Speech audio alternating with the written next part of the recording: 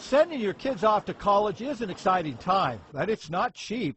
Just ask David McGugan. I have 4 children, and they're 2 years apart, so that means 16 continuous years of paying tuition. To help him weave through the expensive maze of college costs, David turned to college planner Ron Caruthers. Some clothes, a laptop, some sheets, send the rest later once they've settled in and figured out what they really need. Caruthers says parents need to resist the temptation to decorate their child's dorm room or apartment. Irons and organizers and room motifs and decors that, let's face it, if your kid didn't clean their room when they started or when they were living at home, they're not going to start now. Food is another costly college expense. Think twice about that top-tier meal plan. Start with one of the lowest because the average college student is not going to be eating 3 meals a day in a cafeteria. They're just not.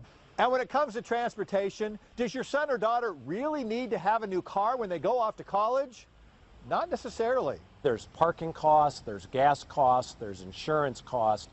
There's nothing wrong with a bike and walking. It's great exercise. There's also nothing wrong with giving your child a debit or credit card with a very low spending limit. And we've had students rack up $5,000 and $10,000 and $15,000 bills in one semester, just not paying attention. Finally, look at the fees that the college adds on top of the tuition. You might not need them. For instance, some colleges charge as much as $2,000 for health insurance. If your child is already covered under your family plan, then cancel the college coverage. The key is to pay attention.